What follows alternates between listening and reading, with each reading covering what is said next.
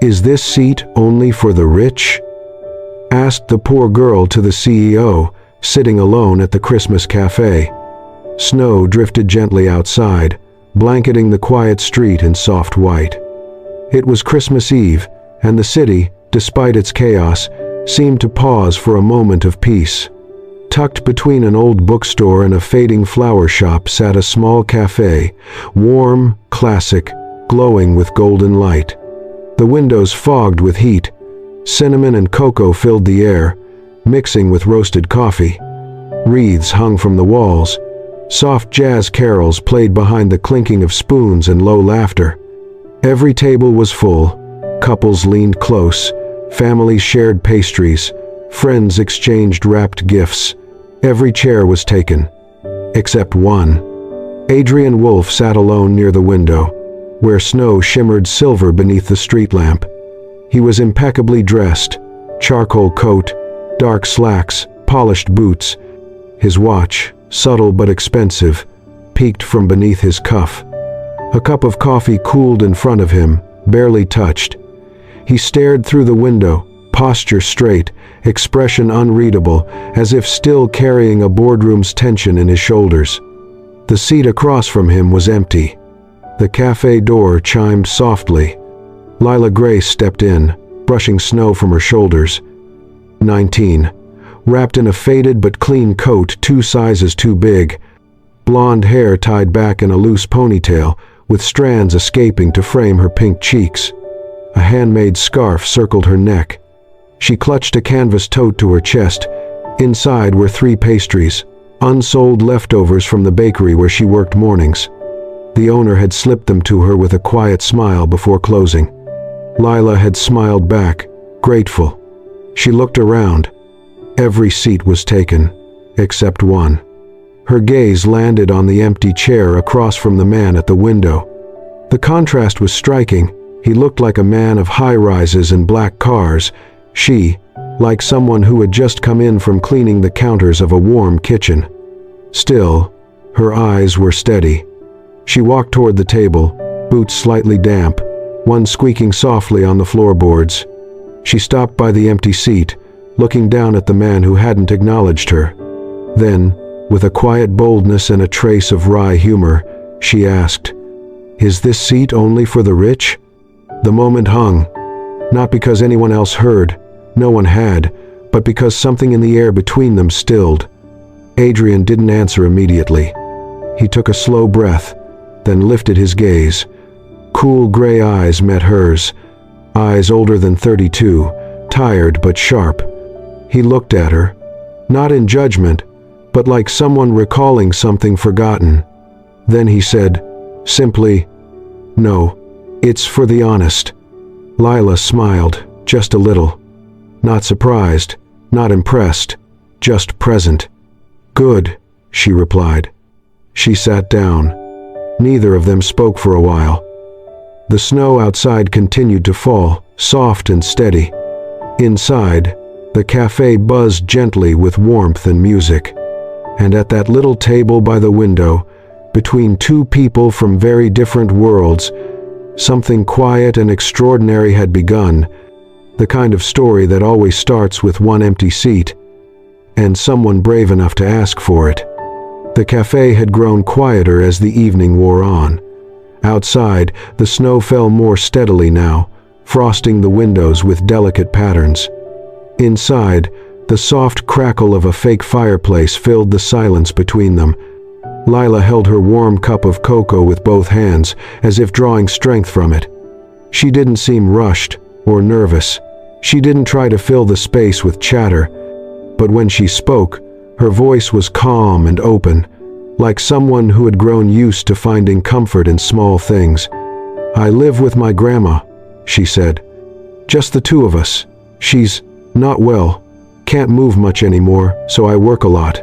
Mornings at the bakery, evenings at a diner. Sometimes I sell flowers near the train station." Adrian didn't say anything, but he wasn't looking away either. Lila smiled, soft and unbothered.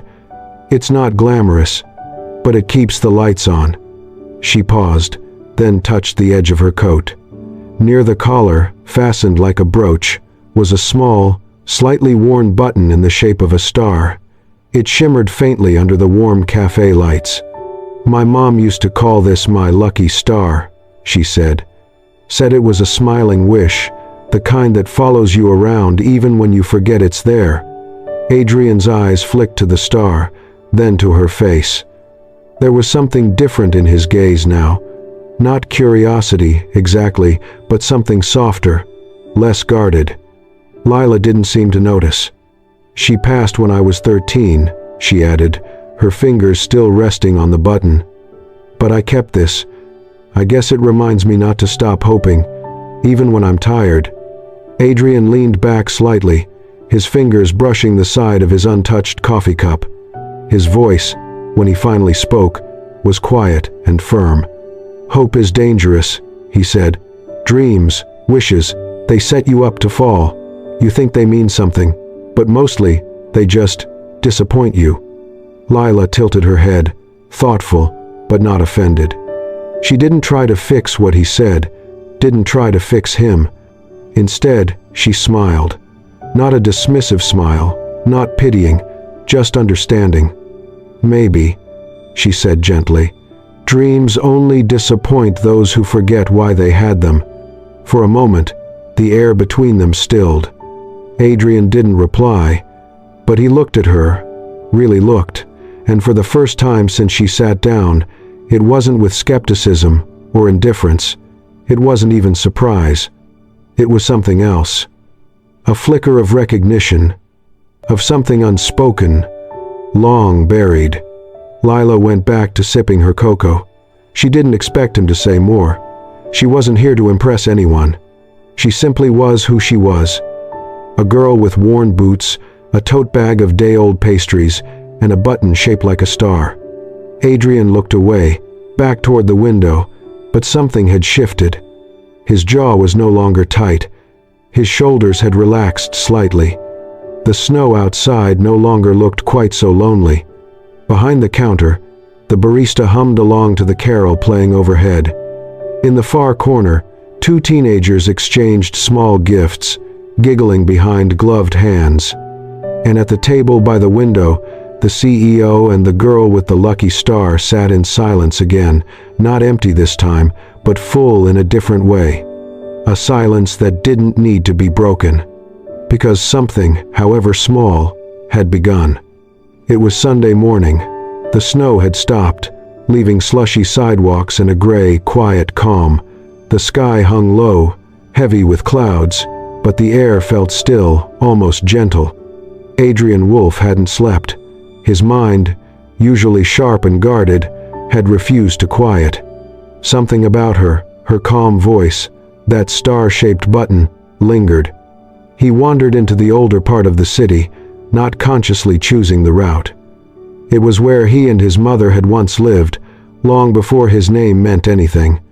The buildings looked tired, but peaceful, familiar. He turned a corner into a small community park. A few elderly people sat with folded newspapers. Children played in bright coats. Ordinary, until he saw her. Across the park, on a snow-dusted bench, sat an elderly woman. A floral-patterned dress covered her legs, but the hem was torn.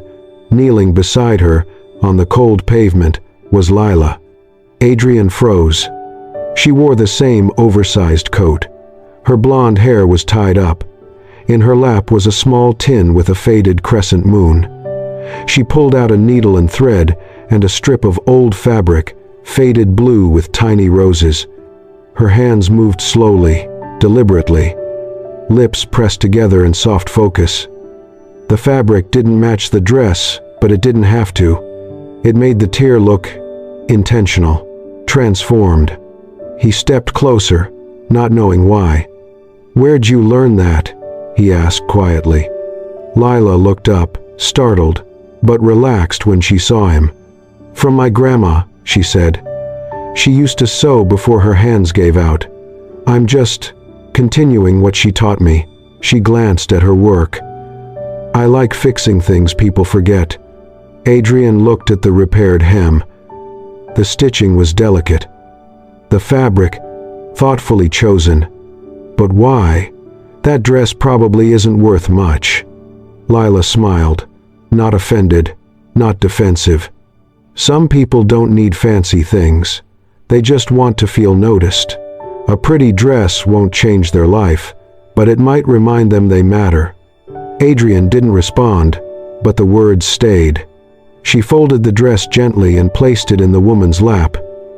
The older woman's eyes watered as she held Lila's hand for a beat, longer than expected.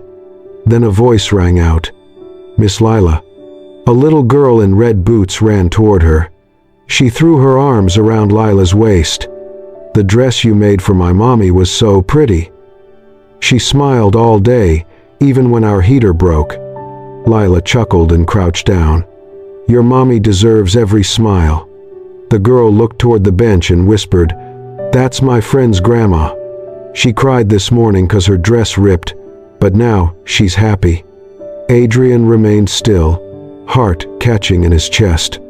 There were no cameras, no followers, no audience, just Lila and a world she refused to ignore. She didn't need attention, she just needed thread. As the little girl skipped away, Lila packed her sewing tin. She glanced up at Adrian, gave a polite nod, and walked off. Adrian stood there, watching her disappear down the path. Then, without planning it, he stepped toward the bench. The old woman was smoothing the dress with proud hands. Adrian pulled a note card from his wallet. With the pen he always carried, he wrote, "Your friend reminded me of something beautiful today. Thank you for letting her mend your dress, and maybe something in me too." He placed the card beside her and walked away without another word. It wasn't grand, but it was the first honest thank you Adrian Wolfe had written in years. Not to a boardroom, not to a shareholder, but to life, for crossing his path with hers. The afternoon was wrapped in winter stillness. Snow covered the streets in a soft white blanket, muffling the sound of the city. Christmas lights flickered gently across small storefronts, casting warm colors over the sidewalks, but the roads remained calm, never crowded. Outside the community center, Adrian stood quietly, hands in the pockets of his long coat. He watched the front steps until the door opened, and Lila stepped out, her blonde ponytail catching a glint of fading light. "Hey," she greeted with a smile. "I know a quiet place," Adrian said. "Would you like to take a walk?" She looked at him for a moment, then nodded. They walked slowly through a narrow lane, where balconies were draped with strings of holiday lights and children's paper snowflakes taped to fogged windows. Their footsteps left crisp imprints in the snow, side by side. Adrian waited until the silence between them felt steady before he spoke. "My brother's name was Evan," he said, softly. "He was 10 years younger than me, all heart. He loved to draw, paint, design things, dresses mostly. I never quite understood it, but he did it with so much joy." Lila glanced at him, but said nothing. She listened. "When our mother died, I was 20. Evan was still a kid. I had to work. I did everything I could, odd jobs, night shifts, even slept in the office sometimes. I wanted to make sure he never had to worry the way I did." He stopped walking briefly, brushing snow off a bench before they both sat. "One night, he sent me a sketch," Adrian continued. "His first dress design. He was 16. I had just finished a 16-hour board meeting. I looked at the drawing and replied, 'Nice, but maybe think about something more practical.'" His voice caught slightly. "I didn't mean to discourage him. I didn't want the world to hurt him. I didn't want him to hope for something that might break him." Lila's eyes softened. She didn't interrupt. "He started pulling away not long after that. I thought it was just teenage moodiness, a phase. I told myself I was doing the right thing, focusing on building something that could support both of us." A beat passed. But one day, he was just gone. Adrian's gaze fell to his gloved hands. He left behind his sketchbook, unfinished. There was no bitterness in his voice, just a quiet, enduring ache. He reached into his coat and pulled out something carefully folded, a pale blue scarf.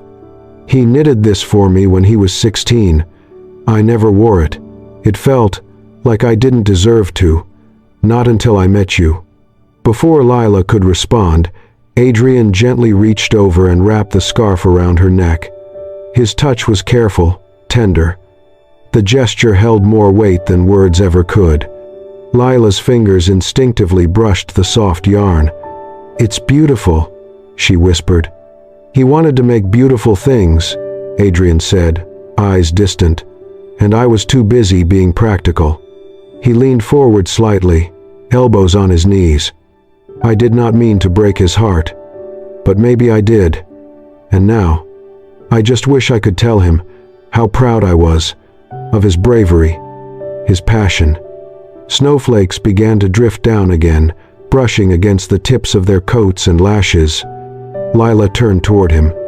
"No one is born knowing how to get everything right," she said gently. "Your brother didn't want a perfect brother. He wanted you to see him. And I think maybe he's still waiting to hear that." Adrian dropped his gaze. His shoulders trembled once. And then, for the first time in years, he cried, not out of rage or regret, but from the quiet release of holding it all in too long. Lila didn't speak. She simply reached out and rested her hand on his shoulder. A light touch, warm and grounding. Not pity, just presence.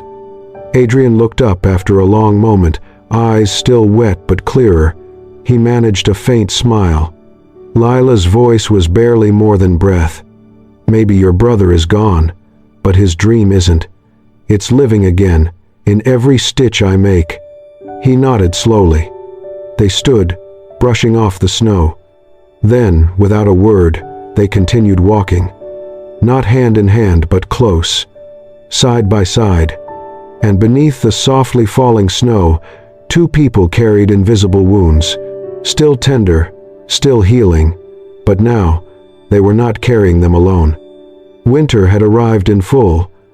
The snow no longer danced lightly but fell thick and steady, blanketing the city in soft white. The kind of cold that got into your bones, the kind that made silence feel heavier. Lila had been more tired than usual. She never said it aloud, never complained, but Adrian noticed. He noticed the dark circles beneath her eyes, the way she cleared her throat more often, the way she quietly excused herself early, saying, "I have to take my grandmother to the clinic." He didn't press, but he remembered it all. One evening, Lila returned to the little Christmas cafe, her coat damp from the snow.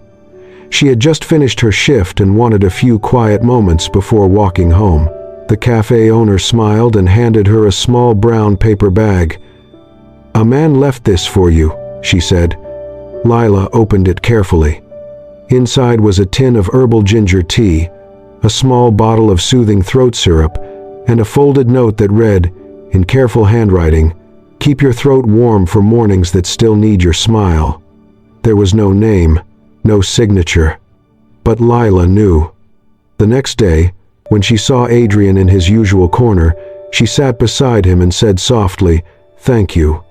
He didn't pretend not to understand. He only replied, "Your grandmother, she's your whole world. Taking care of her is how I take care of you." Lila smiled, touched by the simplicity of it. She said nothing more. They sat quietly, sharing a moment between snowflakes and cinnamon.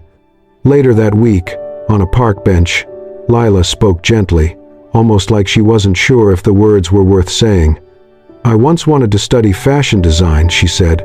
"I filled out applications more times than I can count." Adrian turned toward her, listening. "But I never sent them." "Why not?" he asked. She sighed softly. "The application fee could pay for 3 months of my grandmother's medicine, so I chose what mattered more." She glanced down at her gloves. "Dreams are beautiful," she said, "but life doesn't wait for you to finish dreaming before it sends the bills." Adrian said nothing. No advice, no offers, just quiet understanding. That night, Adrian sat in his dimly lit apartment. The fireplace flickered, casting shadows.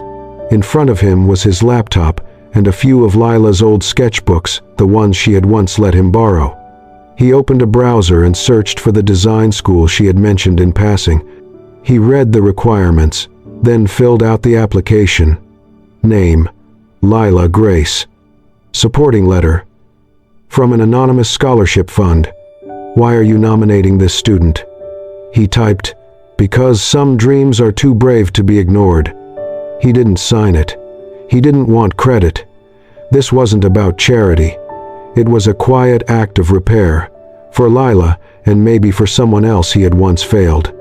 Days later, Lila was in the kitchen, helping her grandmother with breakfast when she casually checked her phone. Then she froze. She stared at the screen, read the email once, twice, 3 times. She had been accepted into the very design program she had once only dreamed of, with a scholarship, partial tuition and additional living support. She pressed a hand to her mouth, eyes stinging. Her grandmother noticed. "Sweetheart, what's wrong?" Lila shook her head, laughing through tears. "Nothing's wrong, Grandma. Not this time." She hugged her tightly. This time, the dream came true. That afternoon, she ran, through the snow, past people and cars and streetlights glowing in the cold. She reached the cafe, breath visible in the winter air. She pushed the door open, heart pounding. Adrian wasn't there. But on their usual table sat a cup of hot chocolate, and beside it, a folded note. She opened it with trembling fingers. For dreams too brave to be ignored.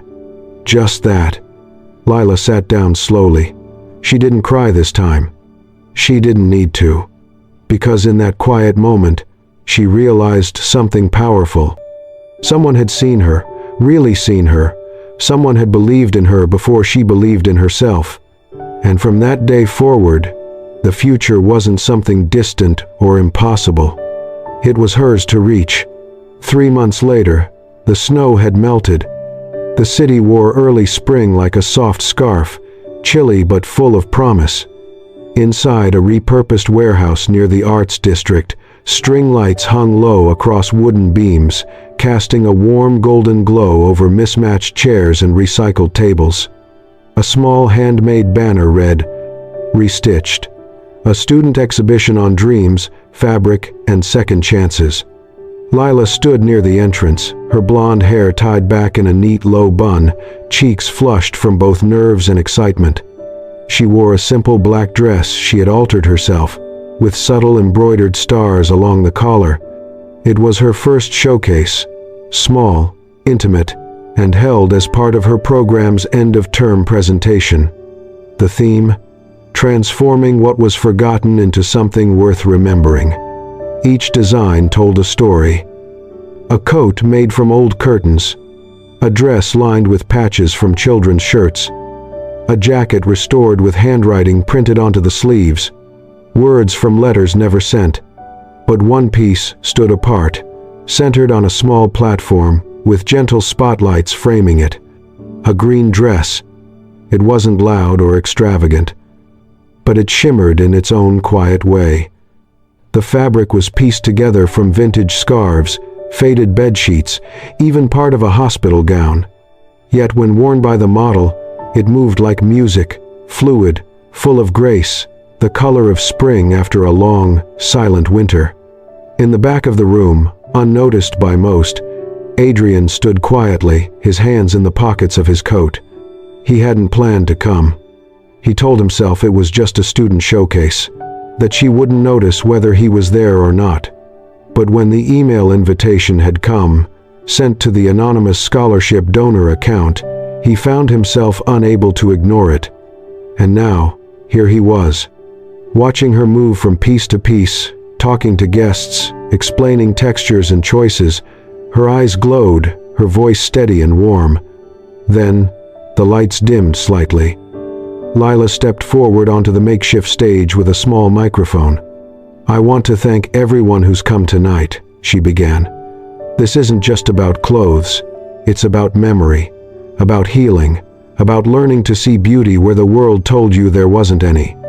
She paused. I saved one dress for last. The green one. She walked toward it slowly, placing her hand gently on its skirt. This is for someone I once met by accident. Someone who never said much, but who saw more than most. Her voice didn't shake, but it softened. It's for anyone who's ever gotten lost inside themselves. For anyone who forgot how to dream. And for anyone who found their way back through someone else's eyes. She looked up.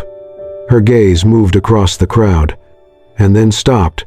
Across the room, just past the rows of lights and swaying shadows, Adrian stood, still, quiet. Their eyes met, and in that moment, the world seemed to go still. She didn't smile. He didn't wave. But something passed between them, stronger than thanks, deeper than admiration, recognition, gratitude, hope. The lights shifted again, and the moment moved on, but its imprint stayed. After the event, people mingled, compliments, laughter, paper cups filled with sparkling cider. Adrian turned to leave before the crowd thinned, before anyone might ask who he was, but as he stepped outside into the cool night, he paused. The stars were faint above the city glow.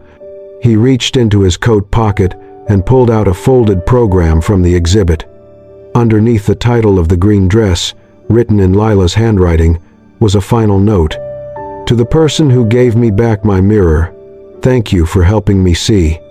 Adrian smiled. Not the polished smile of a CEO, but a quieter one. Real.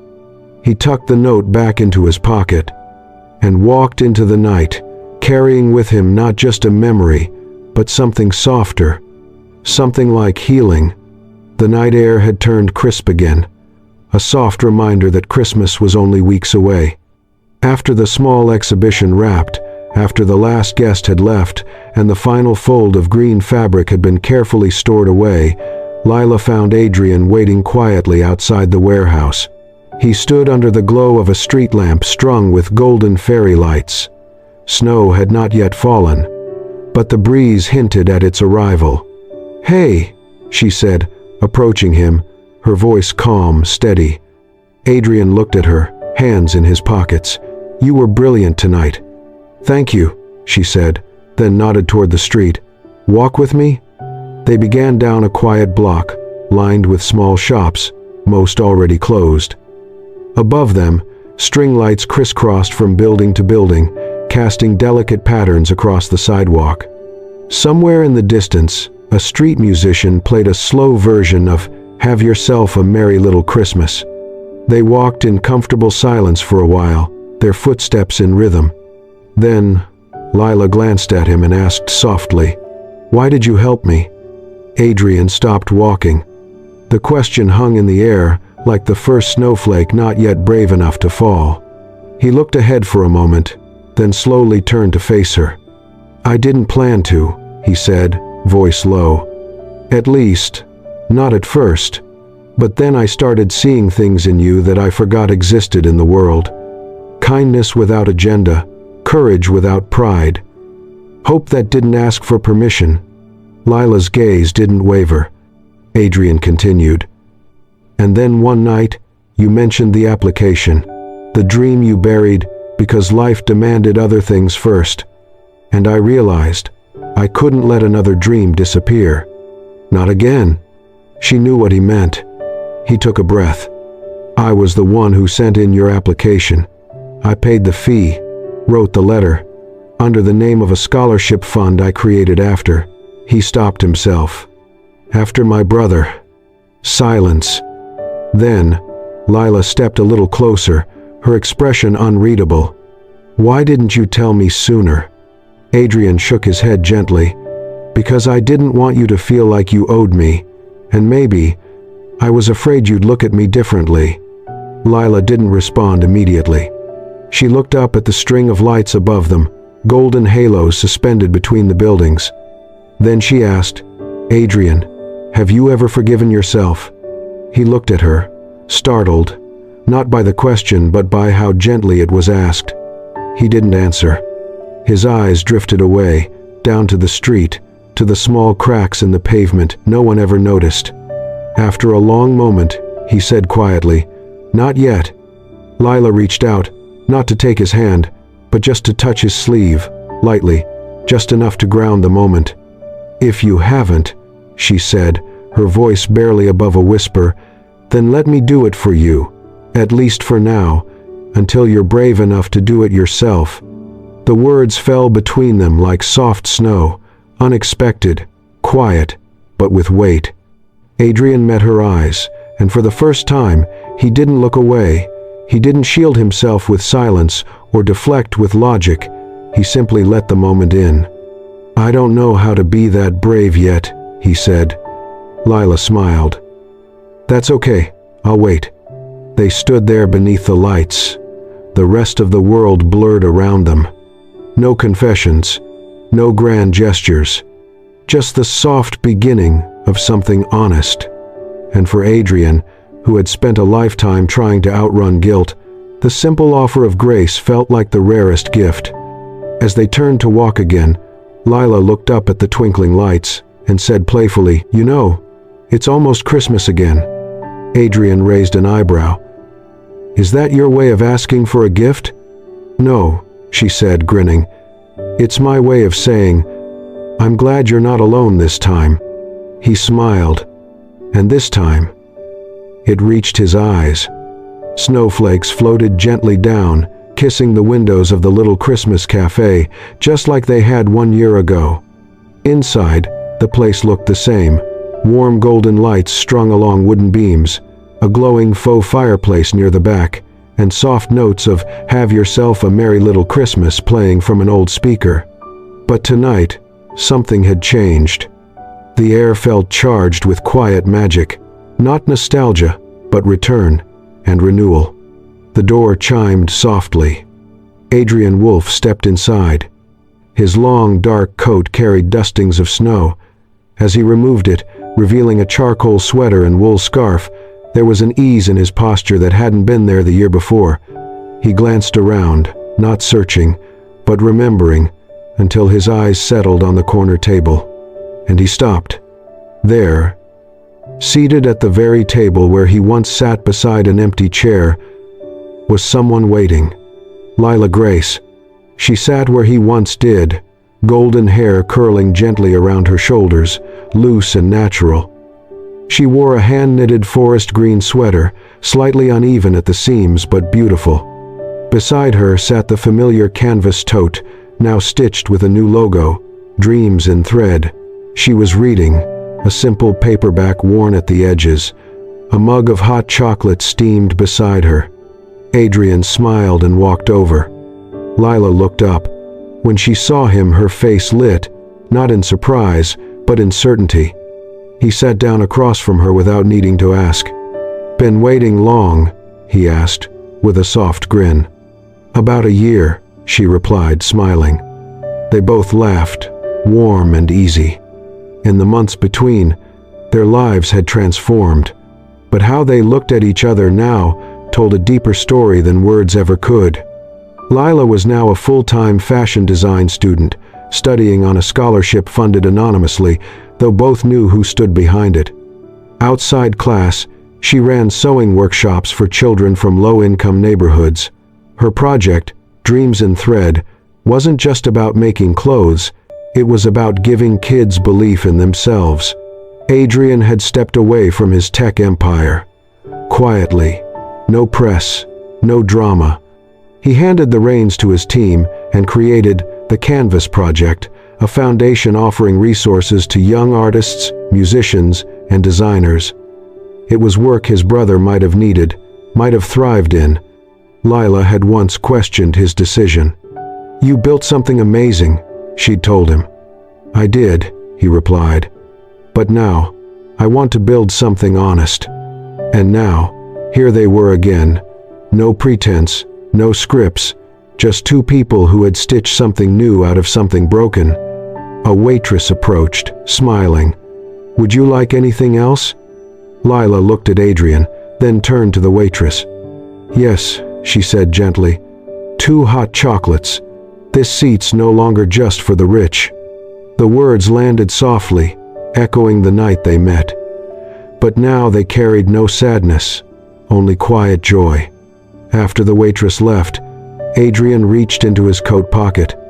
He pulled out a small box wrapped in handmade paper, tied with silver thread.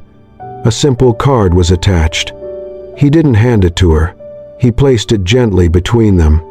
Lila picked it up, read the note. "For the girl who taught me how to stitch life back together, one thread at a time." She held the box but didn't open it. Instead, she reached forward and gently rested her hand on his. They didn't speak. They didn't need to. Outside, Silent Night began to play as snow thickened beyond the windows. Inside, 2 mugs of cocoa steamed. 2 hands rested together across a table, once marked by silence and distance, now filled with something whole. From the street, passers-by might glance into the softly glowing cafe and see them there. Just a man and a woman. Just warmth in winter. Just a quiet Christmas miracle. Thank you for joining us on this heartwarming journey of healing, hope, and the simple magic of being seen. If Lila and Adrian's story touched your heart, imagine how many more stories like theirs are waiting to be discovered. Don't forget to subscribe and hit the hype button to support soul-stirring stories where every tale is crafted to move, inspire, and remind you that even in the quietest corners, love can find its way. Your support means the world. Stay kind, stay hopeful, stay with us.